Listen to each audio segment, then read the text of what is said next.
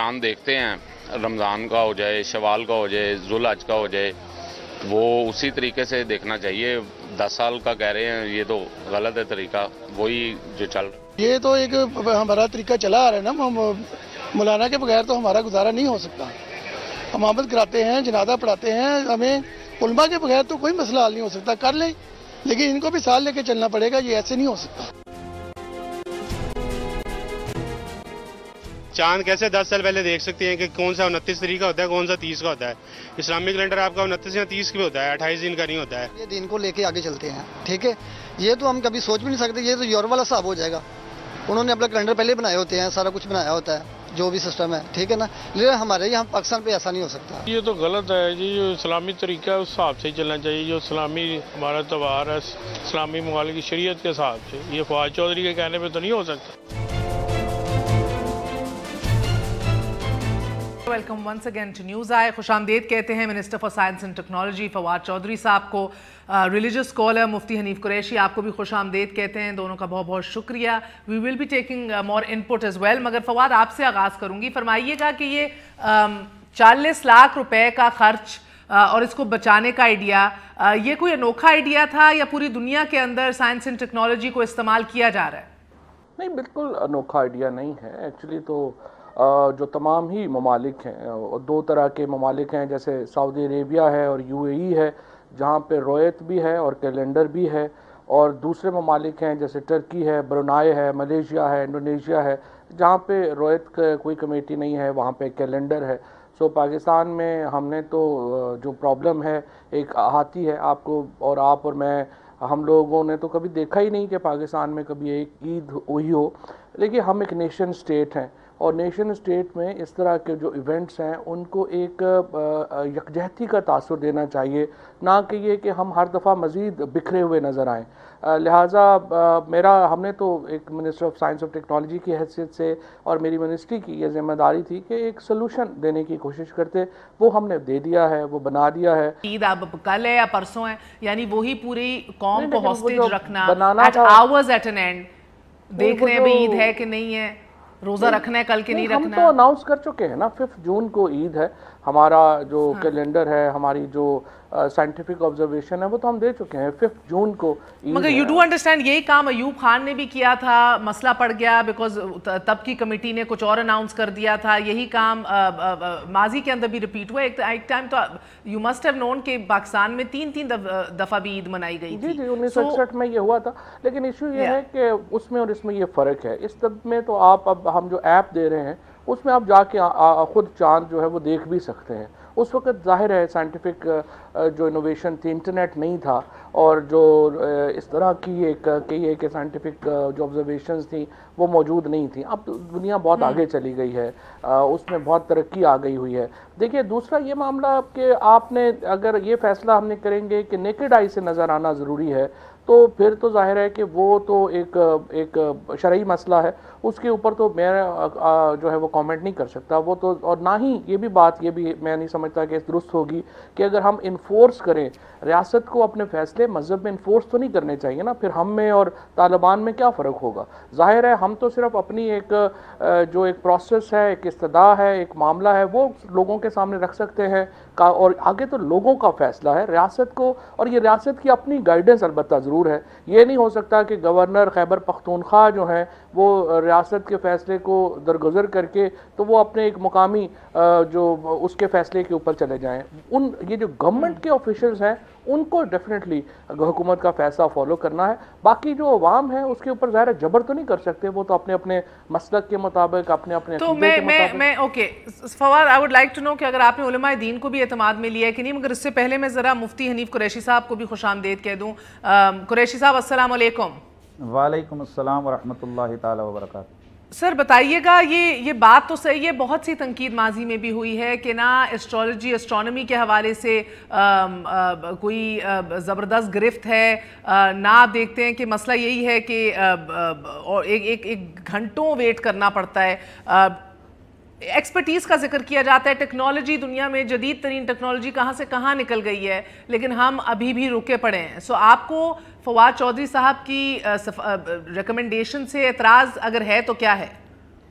बिस्मिल्लाहिर्रहमानिर्रहीम। मैडम मुझे सिर्फ 1-1.5 मिनट ज़रा थोड़ा सा खामोशी से ज़रा प्लीज़ ज़रा बर्दाश्त कीजिएगा।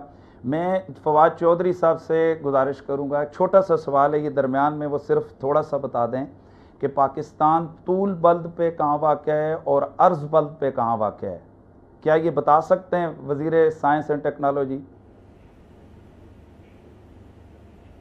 जी फवाद साहब, समझ नहीं आई, क्या कहा? पाकिस्तान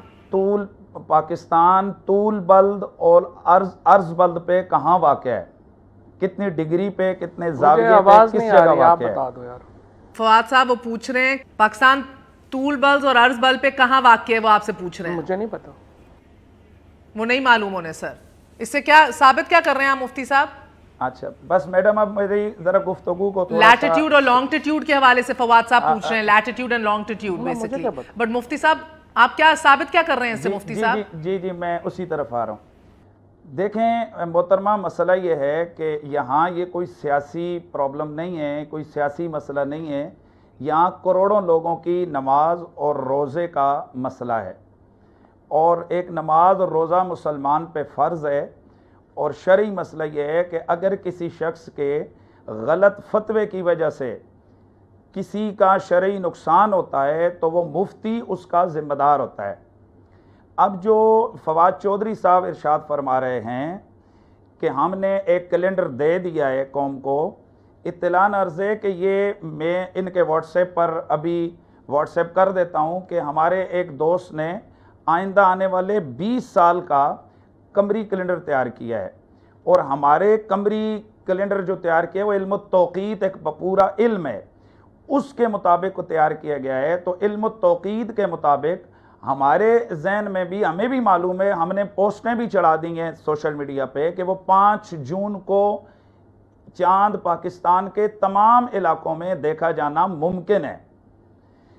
अब यहाँ जब ये मसला शरई है तो ज़रा ख्याल किया जाए कि शरई मसले में हमारी मुय्यद नबी पाक की हदीस है। अल्लाह के नबी सल्लल्लाहु ताला अलैहि वसल्लम ने इरशाद फरमाया कि चांद देख कर रोज़ा रखो और चांद देख कर इफ्तार करो। यहाँ रोयत से मुराद रोयत इल्मी नहीं है, रोयत ऐनी और बसरी है। और ये जो आप टेक्नोलॉजी के हवाले से एक बात फरमा रही हैं, ये इस बात को समझने की ज़रा ज़रूरत है कि अगर 29वीं तारीख को चांद की पैदाइश हो, यानी 29 के बाद नया चांद पैदा हो, तो जिस वक्त पाकिस्तान के अंदर शाम के वक्त चांद को देखा जा रहा होता है, उस वक्त वो 4 या 5 दर्जे पर होता है और उसकी उम्र 18 घंटे होती है और वो कुल 20 मिनट तक देखा जा सकता है। लेकिन वो सूरज के इतने करीब होता है कि जिसको 20 मिनट तक ही देखा जा सकता है, अलावा अज़ीं बग़ैर आँख के उसको देखा जाना मुमकिन नहीं है। तो मोहतरमा, अब मसला ये है कि ये जो आपकी ये साइंस और टेक्नोलॉजी के हवाले से जो मामलात हैं, वो ऑलरेडी रोयत हिलाल कमेटी पहले से उनसे ताउन ले रही है और ये कोई फवाद चौधरी साहब ने नया काम नहीं किया है। रोयत हिलाल कमेटी के अंदर बाकायदा तौर पर फल्कियात के माहिरीन। अच्छा सर, मैं एक वक्फा लूंगी, फिर मैं एक वक्फा लूंगी इधर ही, उनसे भी जवाब लेते हैं कि अगर आपको लग रहा है ये शरई मसला है तो फिर उलमाए दीन को इकट्ठे बिठाकर कोई फैसला किया जा सकता है इसके ऊपर। सर मेयर साहब, मेरी बात जरा पूरी प्लीज होने दीजिएगा ताकि फिर उसके बाद हमारी कर लीजिए बात, बिकॉज अब ये 5 मिनट से आप बात अकेले कर रहे हैं, so you need to wrap up so I can, मैं कहीं लेके जाऊं। असल वो बार बार मेरे वो जो आवाज है वो कट रही है, तो मुझे समझ आ रहा है कि शायद मेरी आवाज नहीं बिल्कुल क्लियर आ रही है। अच्छा, तो मैं ये अर्ज कर रहा था कि इन्होंने ये जो कहा है कि सऊदिया और यूएई के अंदर वहाँ पर कैलेंडर भी होता है और बसरी रोयत भी होती है। असल मसला ये है कि वहाँ पर वो जो कैलेंडर है वो तो एक रहनुमाई के लिए है, असल वहाँ भी दारोमदार रोयत बसरी पे है। और माजी में ऐसा हो चुका है कि कई दफ़ा पहले ऐलान और किया गया और एन हज से 2 दिन पहले। अच्छा, सो फवाद, एक सेकंड सर, ये फवाद से लेते हैं। फवाद साहब, ये इनका मानना ये है कि कैलेंडर जरूर मौजूद हैं मगर वो शरई मसला ही है, वो सिर्फ उसके एक एडवाइस के लिए हैं, रहनुमाई के लिए हैं, मगर असल रोते बसरी उधर मौजूद है और उधर भी अभी भी फैसला जो होता है वो रोयत बसरी पे होता है, चांद को देखकर होता है। सर तो ठीक है, अगर उनका पॉइंट ऑफ व्यू ये है तो अपने वो पॉइंट ऑफ व्यू के मुताबिक करेंगे। और दूसरा पॉइंट ऑफ व्यू भी मौजूद है। इमाम शाफी कहते हैं कि ये बिल्कुल ही मामला जो है वो नज़र का नहीं है या बसर का नहीं है, ये मामला प्योरली अरिथमेटिक का है। तो ये तो देखिए, इसमें तो कोई बहस नहीं है, ना ही ये कोई साइंस वर्सेस रिलीजन तो है नहीं, ये तो पॉइंट ऑफ व्यू है। पॉइंट ऑफ व्यू आपके सामने है, हमारे जो इमाम हैं उनके मुख्तलिफ पॉइंट ऑफ व्यूज़ हैं। इमाम अबू हनीफा का पॉइंट ऑफ व्यू है, इमाम हम्बल का पॉइंट ऑफ व्यू है, इमाम शाफी का पॉइंट ऑफ व्यू है। वो तो जाहिर है उनके अपने अपने व्यूज़ हैं, अपने अपने व्यूज़ को फॉलो करेंगे। जो भी फॉलो जो उसको फॉलो करना चाहेगा वो उसको फॉलो करेगा। जिस तरह मैंने पहले अर्ज़ किया, ये रियासत का काम नहीं है कि अपने किसी की मसलक को या किसी की बात को, वो पॉइंट ऑफ व्यू को नाफज करना तो इख्तियार नहीं है ना। नहीं बिल्कुल। इससे जुल्फ़िकार अली भुट्टो ने भी इसीलिए एक लेजिस्लेटिव कवर भी इसको दिया था और कोशिश ही की गई थी कि टीम ऐसी बने जिससे ये आप पॉइंट ऑफ व्यूज और सेक्ट्स जो हैं वो सारा इकट्ठा होकर एक मुत्तफिक राय है कि हुकूमत का जो अपनी गाइडेंस है वो उसके मुताबिक होनी चाहिए। बाकी तो हर एक का अपना पॉइंट ऑफ व्यू होगा, हर एक का अपना पॉइंट ऑफ व्यू होगा, हर एक अपने पॉइंट ऑफ व्यू के मुताबिक रखेगा, करेगा। वो तो उसमें बहस में पढ़ने की ज़रूरत ही नहीं है और ना ही कोई ये सेगमेंट बनता भी नहीं था अपना। फ्रेंकली ये कोई साइंस, वो कोई हनीफ कुरैशी साहब ये तो नहीं कह रहे ना कि साइंस जो है वो गलत है या कुछ, वो एक अपना पॉइंट ऑफ व्यू दे रहे हैं, उनका पॉइंट ऑफ व्यू सही होगा। ये साइंस का एक अपना पॉइंट ऑफ व्यू है, उनका अपना पॉइंट ऑफ व्यू है।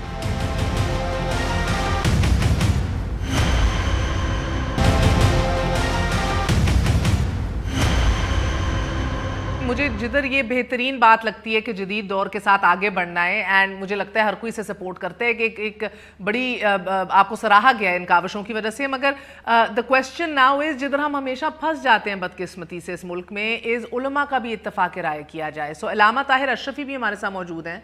अल्लामा साहब, आपका भी बहुत शुक्रिया। काउंसिल ऑफ इस्लामिक आइडियोलॉजी को भी ख़त भेजे गए हैं, मगर सर मसला ये है कि इस मुल्क में अल्लामा साहब आपको आवाज़ आ रही है? वालेकुम अस्सलाम। सर उलमा का इत्तफाक राय हो पाएगा? बिस्मिल्लाहिर्रहमानिर्रहीम, नहमदुहु व नुसल्ली व नुसल्लिमु अला रसूलिल करीम। देखिए, पहली गुजारिश तो ये है कि फवाद चौधरी साहब बहुत अच्छा काम करने जा रहे हैं, इसमें कोई शक नहीं। दूसरी गुजारिश फवाद चौधरी साहब से भी ये है कि थोड़ा सा ये अपना लहजा और रवैया नरम कर ले तो मुमकिन है ये पाकिस्तान की तारीख में उन लोगों में हो जिन्होंने कोई ऐसा काम कर जाए जो हमेशा याद रहे। अभी तक जो रोयत हिलाल कमेटी का मसला है वो ये है कि रोयत हिलाल कमेटी से जब हम कहते हैं कि भाई ये फल्कियात के माहिरीन को आप दे दें, वो कहते हैं जी साइंस फल्किया ये आंख से देखना चाहिए। बिल्कुल ठीक है।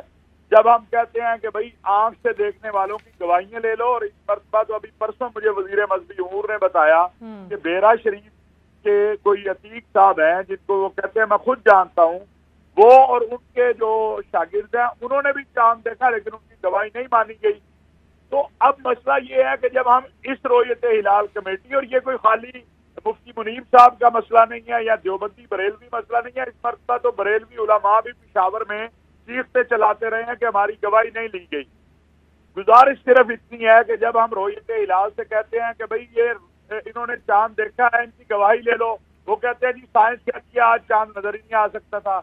जब हम कहते हैं कि साइंस वालों से मेहरबानी करो, फल्कियात के माहिरीन को दे दो, तब वो कहते हैं कि आंख से देखना चाहिए। मेरा एक सवाल है कि क्या कभी रोयत हिलाल कमेटी का इजलास 29 से बकौल उनके जो वो समझते हैं 29-30 को हुआ है? कभी रोयत हिलाल ने खुद चांद देखा है 30 को? कभी नहीं देखा। क्या मालूम कि शाबान का चांद गलत आया हो? अब किसी के पास ये गारंटी नहीं है। अगर आप रोयत की बात करते हैं तो आप तो 30 को चांद देखते ही नहीं।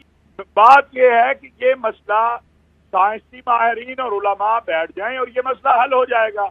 अब ना फवाद चौधरी साहब काम बहुत अच्छा करने जा रहे हैं और हमारे लोगों का मुझे नहीं समझ आती, वो कहते हैं दूरबीन से तो देखना जायज है, ऐप से देखना नाजायज है। तो अल्लाह के बंदो, दूरबीन भी तो उसी साइंसदान ने बनाई है ना जिसने ऐप बनाई है, और बहुत सारी चीजें हैं। जिस तरह आपका डीएनए का मामला है, और ये लंबी बहस हो जाएगी। नहीं, मैं आपकी बात समझ रही हूँ, आपकी जिस्ट बड़ी क्लियर है, मगर सर ये लहजा और रवैया आपको किस तरह फवाद साहब का तल्ख लगा? मैं समझता हूँ कि फवाद साहब ने बात कर दी कि जी वो 40 लाख रुपया लग जाता है इजलास पे, और यहाँ कितने इजलासों पे कितने कितने करोड़ों लग जाते हैं, एक एक मुशायरे पे 50-50 लाख लगा देते हैं।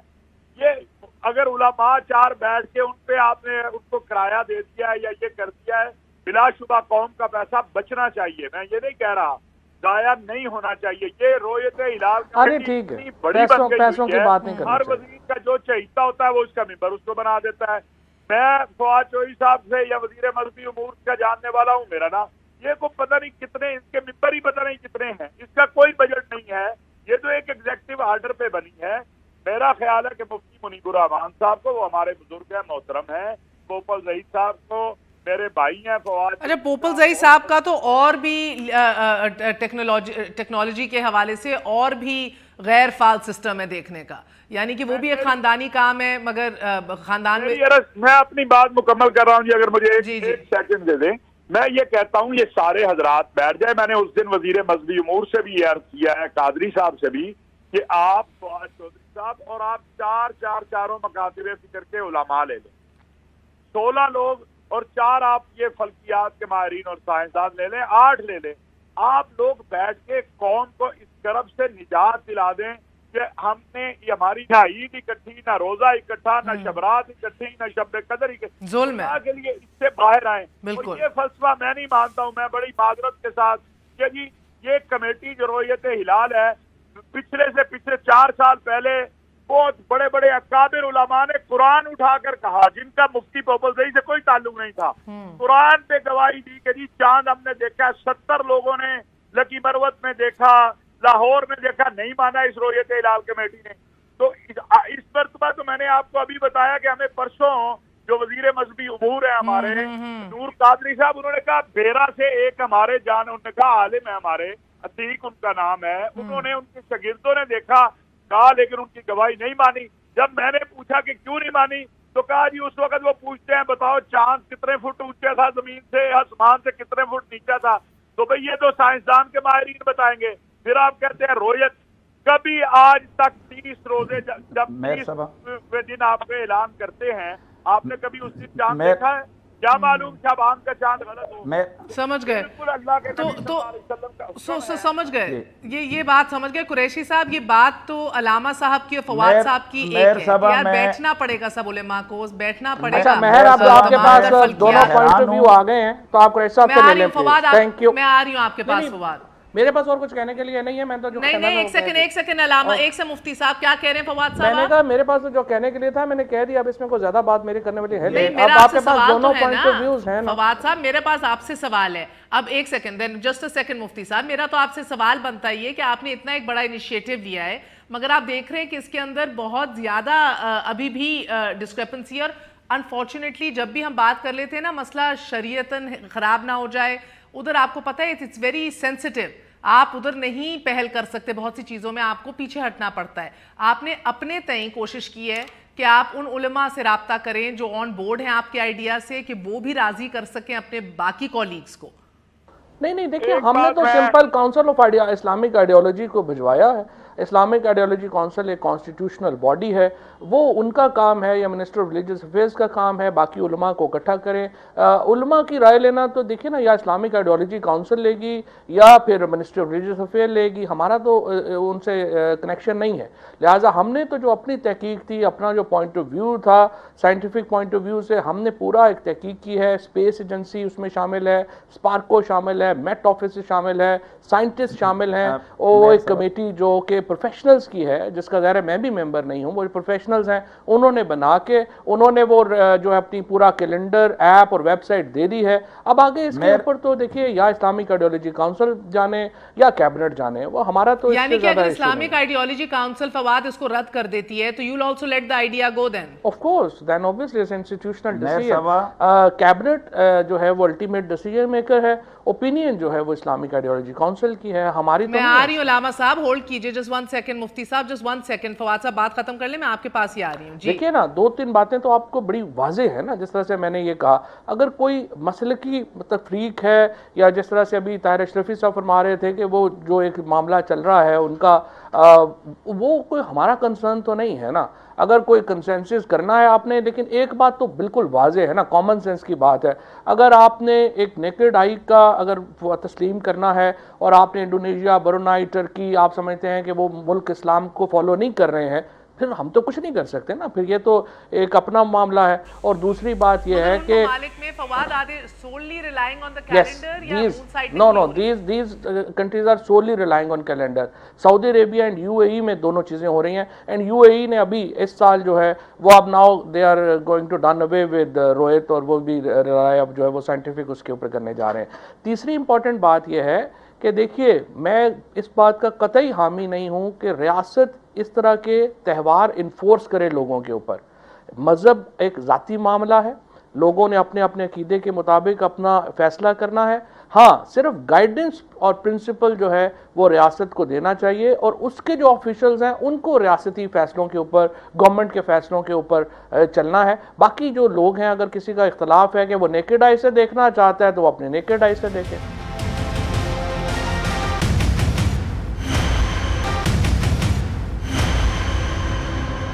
ये आपकी ज़ाती राय तो हो सकती है, मगर फवाद आपने माजी में भी देखा है, आपने बड़ा एक प्लूरलिस्टिक इंक्लूसिव एक व्यू लिया था regarding one of the gentleman हमारी इकोनॉमिक एडवाइजरी काउंसिल में भी, आतिफ साहब के हवाले से। मगर आपको पता है इधर हमारी सेंसिटिविटीज कुछ और हैं, वो प्रेशर कुछ ऐसा। सेंसिटिविटीज ये सारी दुनिया में होती हैं। प्रॉब्लम ये है कि प्राइमरीली प्रॉब्लम ये है ना, वो तो आपने अपना फैसला करना है कि आप लोगों ने कैसे आगे, आप लोगों ने कैसे जाना है। देखिए, ये अवाम का फैसला होता है। अगर अवाम रिट्रोग्रेसिव रहना चाहे, बैकवर्ड रहना चाहे, तो आप रोक तो नहीं सकते। ये तो फिर लोग सोसाइटीज ऊपर जाती है जब वो फैसले करती हैं कि आगे जाना है। अगर वो सोसाइटीज जो है वो फैसला करे कि नहीं हमने पीछे रहना है, तो वो बैकवर्ड रहती है। वो तो कोई ऐसा अगर आपने यक साइडेड विजन देना है, अगर आपने एक तरफा विजन लोगों के सामने रखवाना है, तो आप फवाद चौधरी साहब को अकेले उनसे इंटरव्यू ले लें। आप मुझे बिठाकर और पूरा टाइम उनसे 10-10 सवाल कर रही हैं। हैरान हूं मोहतरमा, मैं हैरान हूं कि यहां पर रोयत हिलाल जैसे सेंसिटिव मसले पर वजीर साइंस और टेक्नोलॉजी से गुफ्तगू करवाई जा रही है। कुरैशी साहब, ये डिस्कशन हो रही है कि किस तरह प्रोग्रेसिवली आगे बढ़ा जा सकता है अपने इक़दार को, वैल्यूज को और अपनी शरीयत को थामे हुए, यही तो डिस्कशन है। यहाँ पर जो हमारे ताहिर महमूद अशरफी साहब ने फरमाया है कि 30 के बाद जनाब वहाँ पर चांद देखते हैं कि नहीं देखते। मैं हैरान हूँ मौलाना कि अल्लाह के नबी की वाज़ेह हदीस है कि जब तुम जनाब 29 पे चांद देखो और अगर गैम हो यानी चांद की रोयत मुमकिन न हो, तो फिर अगले दिन गिन के 30 पूरे करो। जब 30 गिन के पूरे हो जाते हैं तो अब वो जो मकसद रोयत हिलाल है वो ख़त्म हो जाता है। अब ये कहना कि इन्होंने 30 का कभी चांद नहीं देखा, वो तो शरीयत ने देखने का कहा ही नहीं है। वो तो कहा है कि 29 पे नजर ना आए तो 30वां रोजा पूरा करो। और मैं या प्लीज मेरी बात तो पूरी होने दें। जी, अलामा साहब का पॉइंट ऑफ व्यू भी ले लेते हैं। जी अलामा साहब। जी, मैं एक तो मेहरबानी करें, ये मैं समझता हूँ कि आप जानबदारी कर रही हैं। आप अपना एक व्यू देखें, आप अपना एक व्यू पॉइंट ऑफ व्यू अगर आप रख रही हैं, आप दोनों ही हैं, तो आप ये दोनों से शो खत्म होगा, कोई मेहरबानी जानबदारी नहीं है। फवाद साहब को खुदाफिज कर दिया है। बात को अच्छा समझ रहा है तो हमें दोनों का पॉइंट ऑफ व्यू रख रहे हैं। मैं ताहिर अशरफी साहब की एक बात का जवाब दे दूं, फिर आप अशरफी साहब से सवाल मेरा जहन किसी को मेरे सर, मैं तो इस चीज में देखिए, एक सेकंड रुक जाइए मुफ्ती कुरैशी साहब, आप दोनों उलमा कराम एक बात पे मुत्तफिक नहीं है, बीच में मुझे कैजुअलिटी ना बनाइए। मैं एक्सपर्ट नहीं हूं इस चीज में, मेरा दिल दिमाग किसी चीज पे राजी नहीं है, मैं डिस्कशन चाह रही हूं। एक सवाल आप हर एक को कोलैटरल डैमेज ना बनाएं मेरे प्यारे भाई। सुन लेंगी अगर तो मेरा ख्याल है अलामा साहब का सुन के साहब आपके पास आ रही है। मेहर खुदा का वास्ता मुझे जवाब तो देने दें, कौम के सामने एक तस्वीर तो जाए, मेहरबानी फरमाया आप। उन्होंने ये जो कहा है कि यहाँ ये सर आप जी बिल्कुल आप उन्हें उनसे ले लें और देखें ये मेरी बात में 10 दफा आपने मुझे चलें आप बात कर लें, फिर मैं लामा साहब से जहां तक जनाब अशरफी साहब का ये कहना है कि वहां पर गवाही कबूल नहीं की जाती। देखिए, एक होती है गवाही और एक होती है तज़कियत शहूद। हर गवाही किसी भी अदालत के अंदर काबिल कबूल नहीं होती है, वहां उस पर जिरा की जाती है। मसलन टेक्निकली जब 29 का चांद 29 पर तारीख पर पूरा हो वो 5 दर्जे पर होता है और वो ज़्यादा से ज़्यादा 18 घंटे मुमकिन है, 18 घंटे उसकी उम्र है और 22 घंटे तक ये कुल 20 मिनट नज़र आता है। पोपलजई साहब के एक गवाह से ये सवाल किया गया माजी में कि बताएं आपने ये चांद कब देखा। उन्होंने कहा मैं इफ्तारी करके मस्जिद में नमाज पढ़ के घर की छत पे चढ़ा, उसके बाद मुझे चांद नजर आया। मोहतरमा अब यहाँ जो फवाद चौधरी साहब कह रहे हैं, एक तरफ अशरफी साहब कह रहे हैं कि उनकी बात को नहीं मान रहे, दूसरी तरफ कह रहे हैं कि टेक्नोलॉजी को माने, तो यहाँ तायीद के तौर पर टेक्नोलॉजी को ऑलरेडी माना जा रहा है कि जनाब तज़कियतुश शहूद के हवाले से जब एक चांद की उम्र ही इतनी नहीं है तो उसको कैसे माना जा सकता है।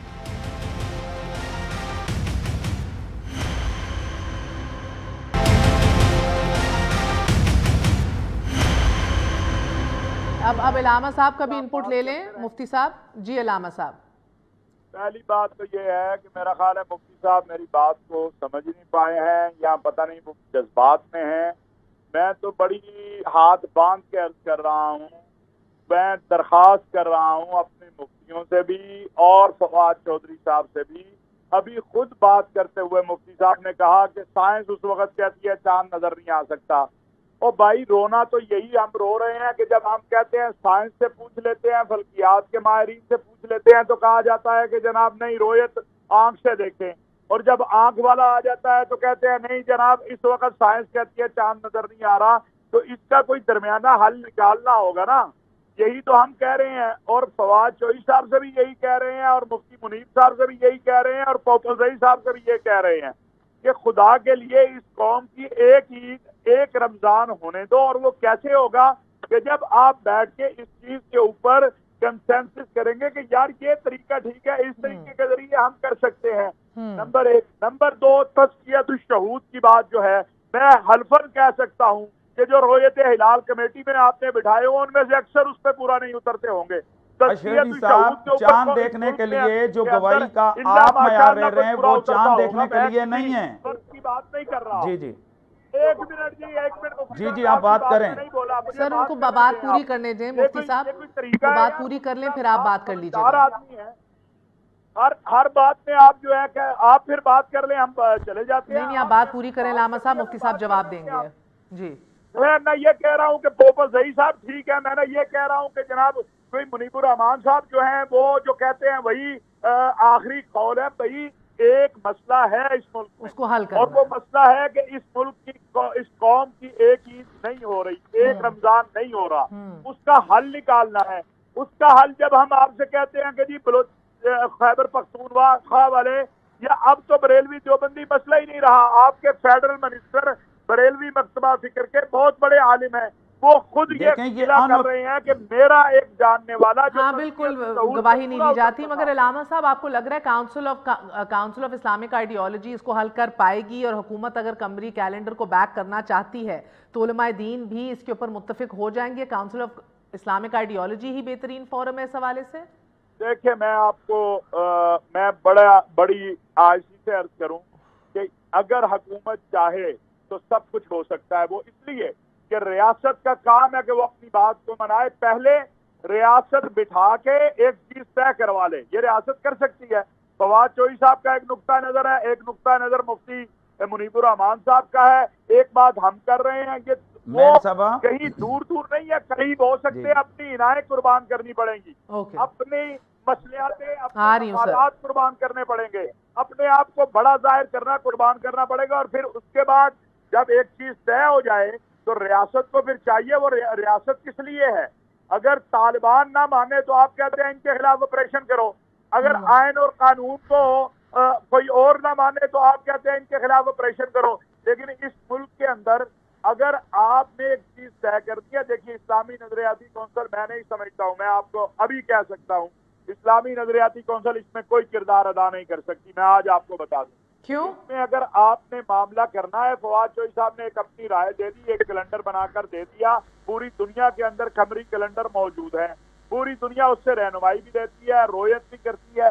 ये मसला मसला झगड़े का है नहीं, आई मसला इना का है, चांद का नहीं है। साहिबा, हमने चांद को भी पंजाबी बना दिया, पख्तून बना दिया, बरेली बना दिया, देवबंदी बना दिया है। खुदा का वास्ता इस मेयर साहब, कौम की पहली बात मुफ्ती ये साहब, यहाँ जी ये मुफ्ती बात साहब, वो एक कह रहे हैं तरफ कि तो अना का मसला है, चांद अशरफी का साहब मसला फरमा रहे हैं कि आप हुकूमत और रियासत अपनी रिट मनवाए, जब इस वक्त सिर्फ एक मुफ्ती पॉपुलजई साहब और पूरे पाकिस्तान उनके मुकाबले में है। आप उनसे तो रिट मनवा नहीं सकते। और सवाल ये कि मुफ्ती मुनीब रहमान ने क्या खुद साख्ता ये कमेटी खड़ी की हुई है या ये रियासत पाकिस्तान की तायद से? गवर्नमेंट ने, वजारत मजहबी उमूर ने इनको बाकायदा नामजद किया हुआ है। इनकी हैसियत एक मनसब कज़ा की है। इनका मानना रियासत का मानना है, इनका ना मानना रियासत की बगावत है। तो अब जो पॉपुलर देखें, अब आप बीच में बोल रहे हैं, मैंने 5 मिनट आपकी गुफ्तगू पूरी सुनी है। मुफ्ती पॉपुलजई साहब अगर वो नहीं मान रहे हैं तो पहले तो वो थे। अब जरा सुनिए, एक ईद पॉपुलजई साहब वाली, एक रोयत लाल कमेटी वाली, एक फवाद चौधरी वाली, तो बताएं कि आप पाकिस्तान में कंफ्यूजन को घटा रहे हैं या बढ़ा रहे हैं? और मैं हैरान हूं कि ये फवाद चौधरी साहब ने जो काम किया है, ये हमारे साथ, ये इस्लाम के मामले में आए, ये मेरे ख्याल में ये तो इमरान खान से इंतकाम ले रहे हैं। तो इस हवाले से मोहतरमा ये अच्छी बात है। देखें, अब बात को समझा नहीं जा रहा है। हम भी कहते हैं, पूरी रोयत लाल कमेटी कहती है कि तायीद और मालूमात, या जिसको कहते हैं कि एक रहनुमाई के लिए फल्कियात के माहिरीन का साथ होना बिल्कुल बजा है, होना चाहिए, और हैं, वो ऑलरेडी मौजूद हैं। लेकिन आप हुक्म ईद और रोजे का हुक्म ये रोयत पर ही है, क्योंकि अल्लाह के नबी ने फरमाया है कि चांद देखो, और यहां चांद से मुराद रोयत इल्मी नहीं, रोयत बसरी है। और ये मैं अपना अशरफी साहब के लिए एक बात, प्लीज मोहतरम अवरी, ये बात पूरी सुनिएगा। उनके लिए अर्ज कर रहा हूं कि फर्क क्या है इल्म में या साइंसी तहकीक में या रोयत ऐनी में। एक शख्स ने अपनी बीवी को कहा कि अगर फलां औरत का बच्चा हुआ तो तुझे तलाक है। अब आज की टेक्नोलॉजी मां के पेट के अंदर तमाम बातें बता देती है कि बच्चा है, बच्ची है, उसकी कैसी कैफियत है, सेहत उसकी कैसी है।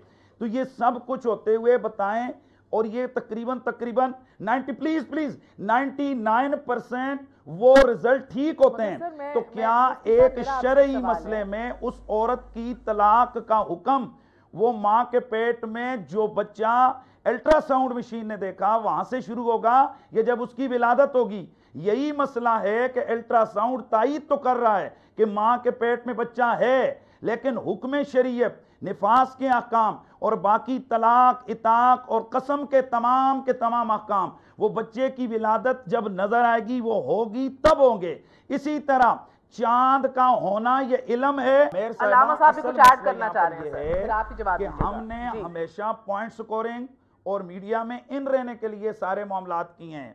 हकीकत ये है कि अगर इसको नेक नियति के साथ इस चीज को अगर हम लोग ले लेते और फवाद चौधरी साहब सिर्फ हमें ही बुला लेते, तो हम उनको ये सारी चीजें लिखी पढ़ी हुई समझा सकते थे कि रोयत क्या है और उसके साथ साथ रोयत इल्मी और रोयत बसरी का फर्क क्या है।